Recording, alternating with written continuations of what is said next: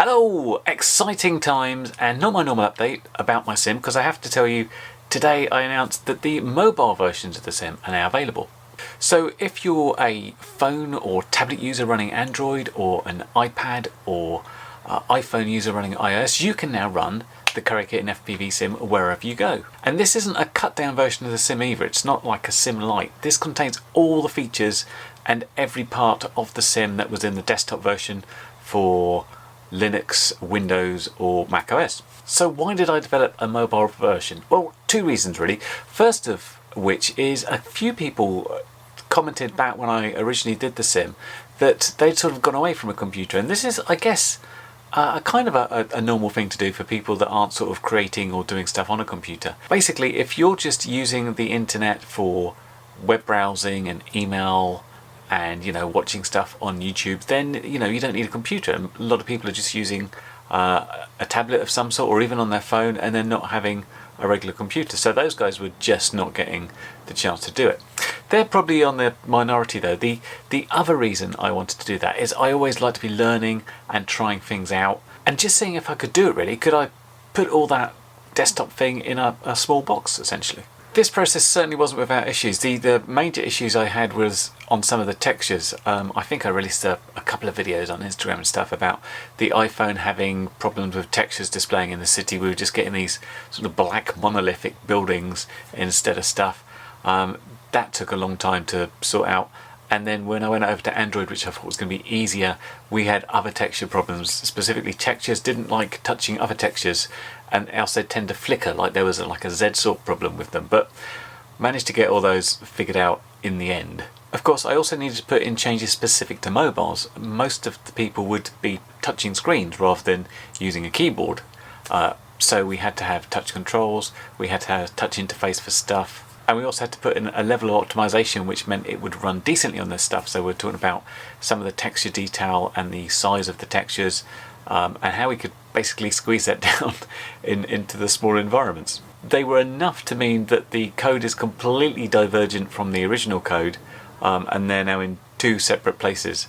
Some of the code changes I did put into the mobiles will be going back into the desktop version, because there were quite some useful changes in some places, and potentially in the future I might try and do some work to converge them back in and just basically be able to build the same thing from various sources. But I already have to do enough changes just between Android and iOS to build my version out, so I don't know how that's going to go. So let me run you through what's in the sim and what sort of changes you might see from the desktop version. I'll start with my iPhone here. I'm going to use a screen capture on this to capture the experience rather than trying to film my thumb, else it'll look a bit weird and tends to go out of focus. So that's why you'll just see the screen at this point. I'll also turn the sound off for the sim, as I can't get the levels right if I'm recording my voice at the same time, and I don't know where that is. But all the normal sounds are there. You've got the buzzing of the sim, you've got all the music, that sort of stuff. Okay, we're up and running. Let's dive in.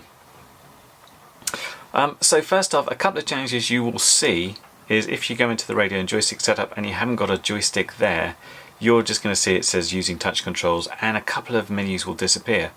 You've also got changes to the system config and setup.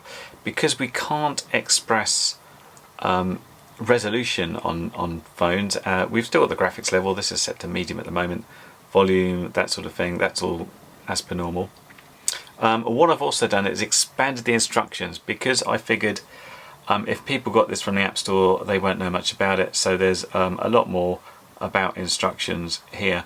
There's also I've made the addition of getting proper instructions, which is out on my blog page. So there's much more specific instructions for the mobile app on that page. It goes on forever, which doesn't, so the in-depth stuff, really in-depth, is covered more on that page. The rest of it should look the same. I'm not going to go into the online aspect of the game here because we've seen it before, but one thing I will mention is this is completely cross-compatible with all the other versions. So you could be on your phone or tablet, you could play on your iOS device with people on Android or Mac OS or Linux or Windows or whatever. Everyone can play together. That's the main thing I wanted to try and retain by keeping the app exactly the same across all devices. Let's start the sim. You can see this is set up for touch controls. You put your thumbs in the little circle and you can do all your normal flying.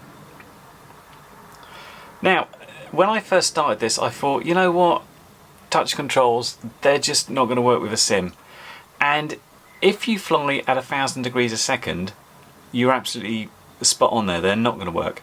So if you are going to use the touch controls, do not use your regular controls. You need to start low and build up. And to get anywhere in this, all you need to do is touch the top half of the screen like this, and you get the quick menu. You've noticed all the keyboard shortcuts have gone because we don't really have keyboard shortcuts. These used to be little plus and minus symbols instead of less and more, which are obviously too small to hit with your finger.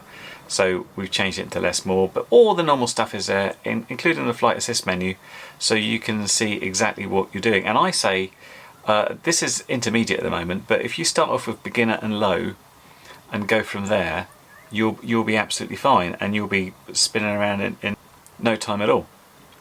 And we've got the normal things in, so we can go into the scenarios menu, we can get some cars to chase, and we can get going. So this is exactly the sort of thing that I might want to do if I'm just bored for 10 minutes. I'm sort of sat there waiting for someone, or it used to be that I was sitting waiting for my daughter to come out of school, which is, I did a lot of testing on this app while that was happening. And yeah, you can just go along to your heart's content there and have a great time with it. So in terms of thumbs, it's not like you can't do like small gaps and stuff, it's just you can't react super quick. If you want to react super quick, this is where you need to plug your joystick in. So we've got all the regular stuff in as well, like the weather. If I was to pop down here, go into the weather menu, and let's say weather effects goes on, and since we're facing this way, we can also move it towards like going on to sundown time. And then we've got all the pretty shadows from the clouds. We've got some of the sun coming through the buildings there. That's all good stuff. Easily done. And still runs pretty well. This is by iPhone XR. I've done a lot as far up as Ultra as well, and it still runs pretty nicely. A sort of medium's my default for seeing how it goes, and it certainly seems to do the job, this one. Right, now as far as plugging a joystick in, if we go back to the pause menu, so as far as iPhones go, they're slightly restricted in what you can connect to them. You can't plug something in with USB. You can use Bluetooth. I don't know if it supports anything other than Xbox and PlayStation controllers. Someone else will have to tell me that.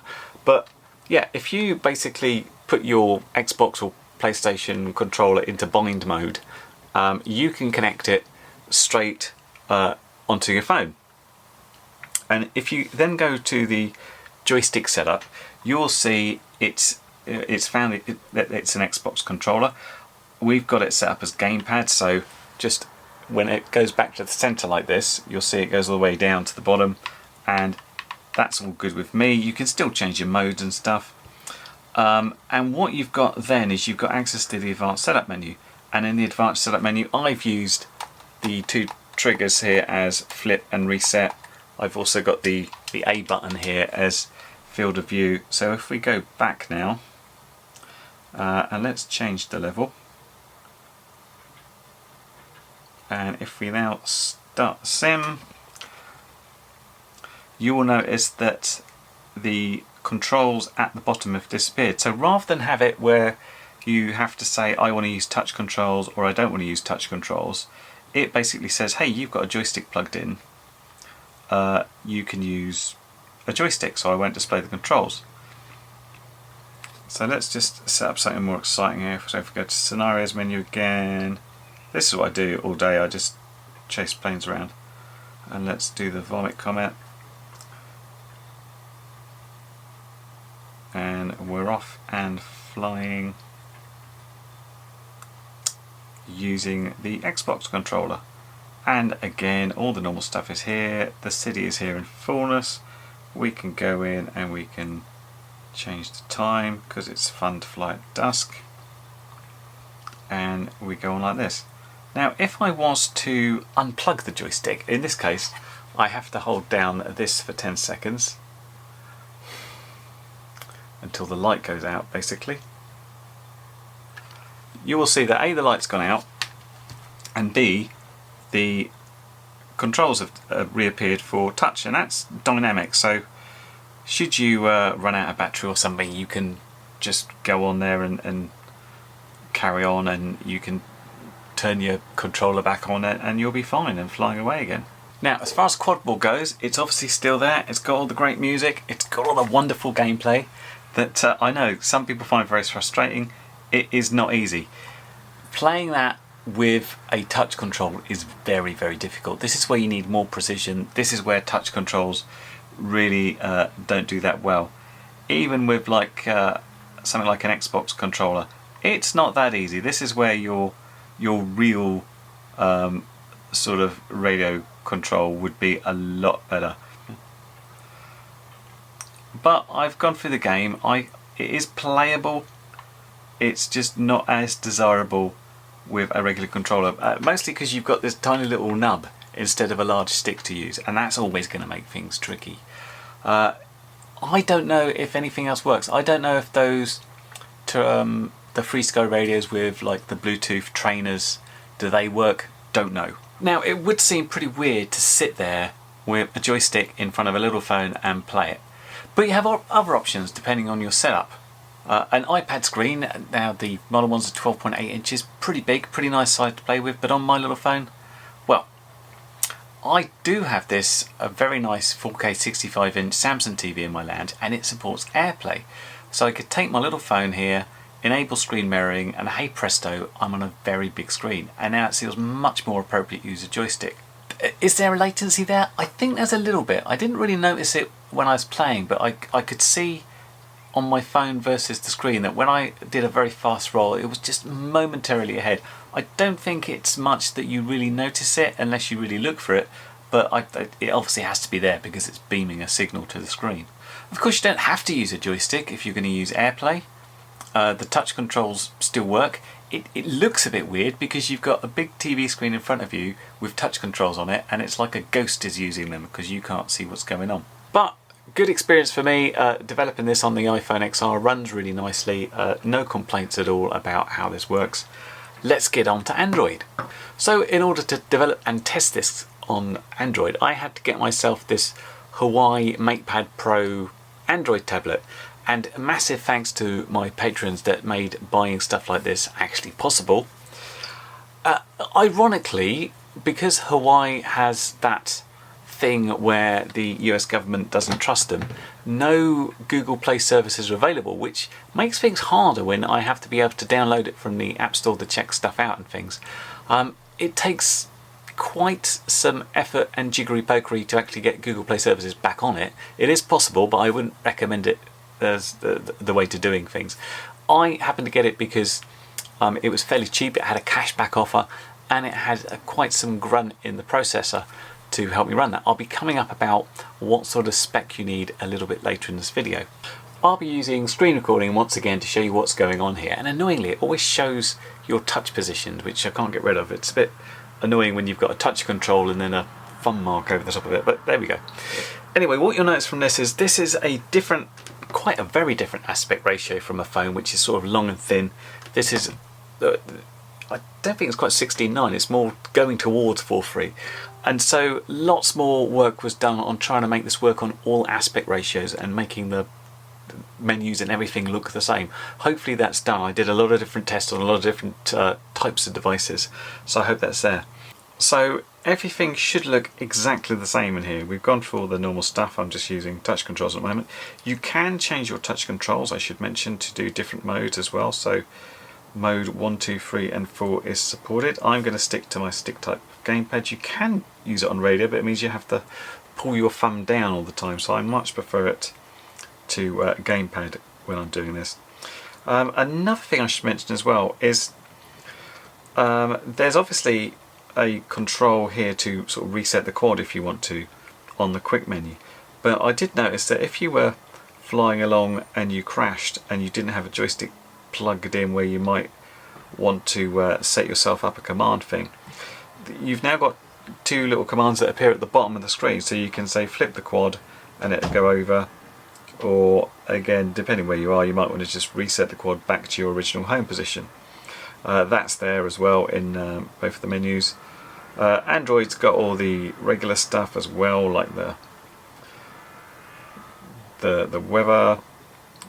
Here's some clouds. There's some shadows of clouds, and it's got all the chases via scenarios and everything else. We've also got the regular stuff. We can fly in angle mode. We can change to line of sight mode if we want to. There we go. We've got the external camera position, all the gubbins, basically everything that is there as per normal. But the big deal in Android and what you can't do in iOS is you can hook up a regular joystick to it. You can still, of course, hook up something like an Xbox controller or a Bluetooth controller. Just about every single phone or Android tablet will have a Bluetooth radio, so you can just connect to that as normal. But you can connect a radio to it as well, which I think is a really good feature. Let me show you that. So what I've done here, aside from printing myself this little handy stand for my tablet, I bought this. This is an OTG cable. OTG means on the go. On the go, the last thing I want to do is be carrying around a cable. But anyway, this is USB-C to a female USB, so I can then plug in my regular USB mini and then plug this in here, plug that in there, and let's do a screen record as well. Now at that point, if I go to radio joystick setup, you will see it says OpenTX FreeSky Tyrannus joystick. There is some weirdities with Android and how it looks at joystick. So one of the things you may have to do, almost definitely have to do, is remap the controls. I've already done this, so my controls are good. On the advanced setup, again, you're going to find things look a bit weird here because Android just sees 20 axes and 20 buttons no matter what comes in from a radio. So for example, if we go down a bit, you'll see throttle is all the way down in axis 13.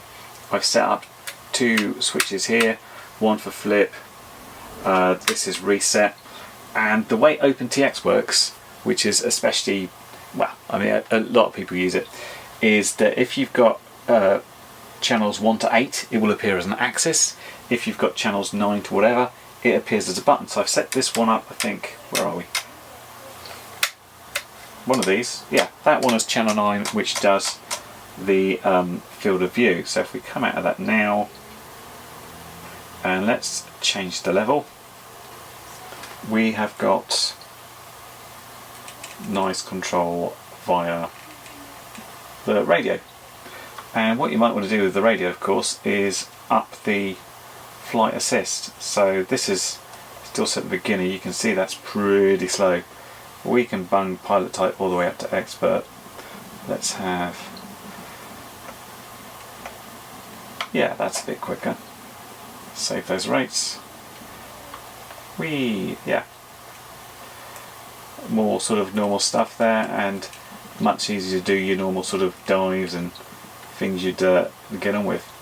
So there is one aspect of Android that I've had to use a bit of a workaround for, and it's the weather versus the city.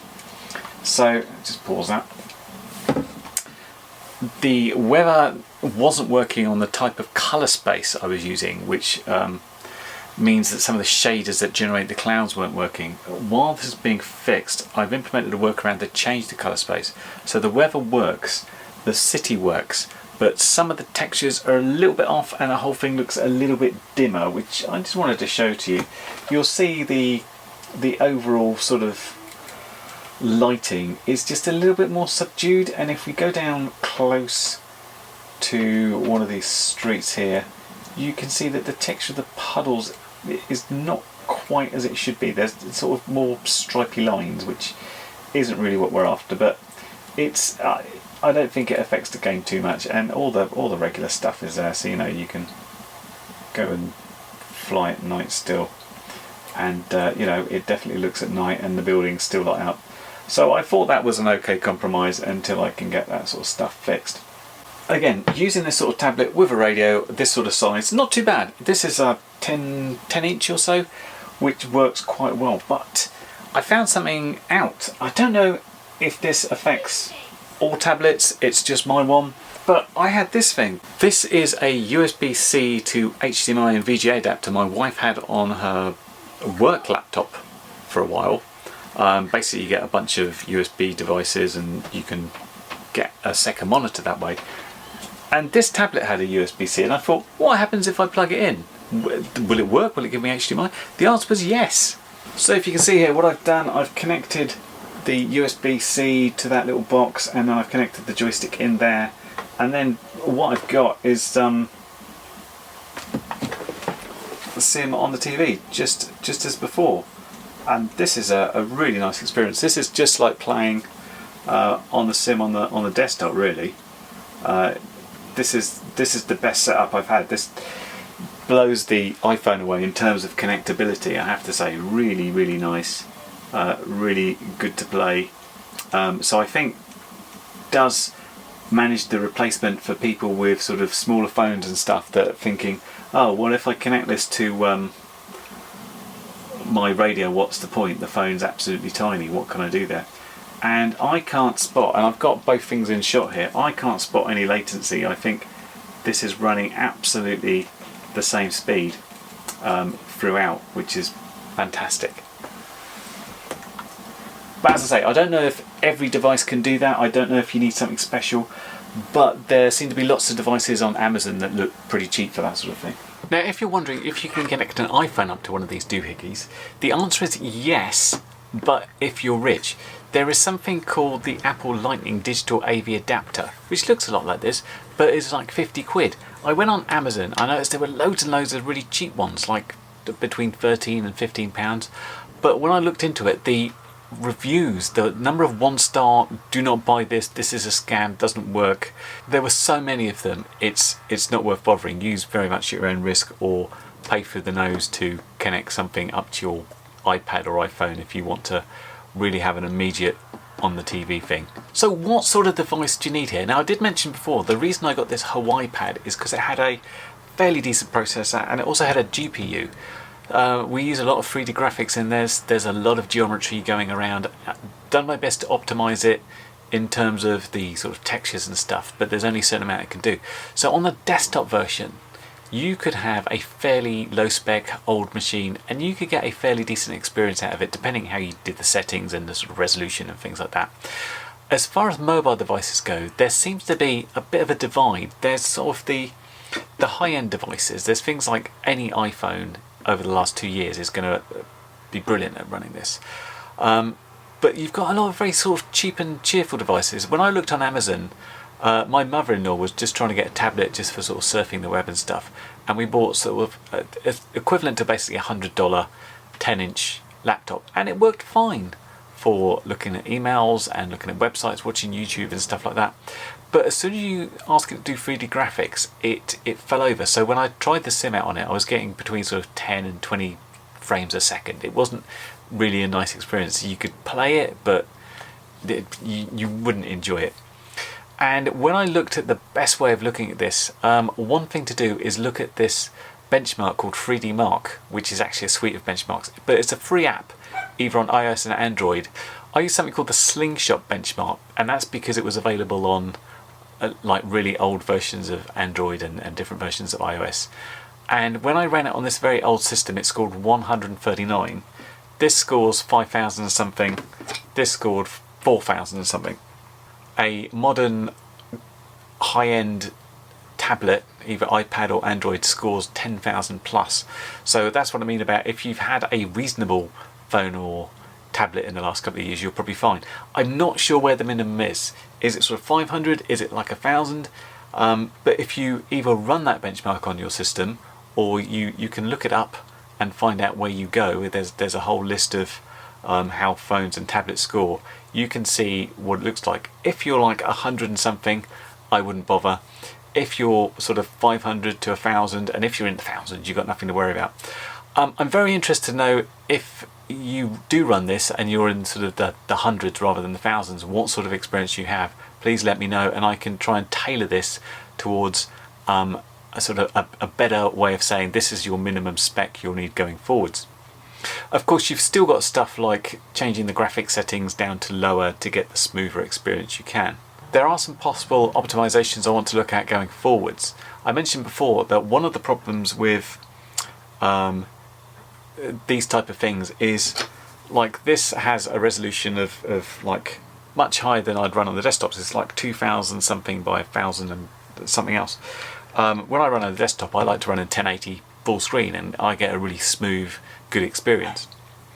What you can't do is set the resolution on these things, but in later versions of the Unity engine you can do some sort of scaling factor, which I may look at in the future, just to see if I can do something rather than just like, here is your native resolution, because I don't really want to be running a higher resolution than I run on my desktop on a less powerful device, because I want to get the smoothest experience I can before I look at like having nice graphics. As I said though, that'd be future optimizations. In the meantime, don't use weather, put it on the lowest settings you can and sort of move forwards from there. So the app is now available, hooray, on the Google Play Store if you're an Android user, or the Apple App Store if you're on iOS. And I could talk for many hours about the amount of effort, time and indeed money it takes to get your app on the App Store, get it approved, and the legal hoops you have to jump through is well, something else. I'll spare you the details, but because I could just rant for a long time. Now this app does cost money. Why? Well, because developing this has taken me hundreds and hundreds of hours, and between this, Patreon supporters and YouTube, this is my sole income I've got. And I don't know if you've noticed, but not that many people seem to be wanting reviews from me lately, so the YouTube revenue is not going that great.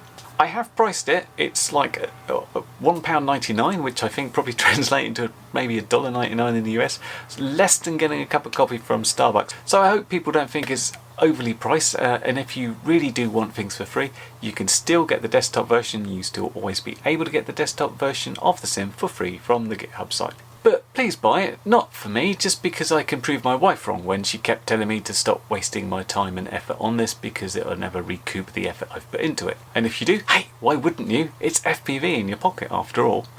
Please don't forget to leave some sort of rating or review on the app stores, because it really helps get the app actually seen, and when you're searching for it you don't want to be like scrolling through 10 million pages before you find it. Of course, if you do hit any sort of problem or bug or something that didn't seem to work the way you thought it was, please get in touch, because although I'm fairly confident it runs and I've tested it on a bunch of different things and I've had people test it for me, there's an awful lot of different, especially Android devices out there. As far as iOS is concerned, I'm pretty happy that's going to just work, but Android, there's so many different devices, like 10,000 I think the Google Play Store said this is how many devices will support your product. So there may be some quirks and things that I'm not aware of, and I'd love to hear about it so I can fix it.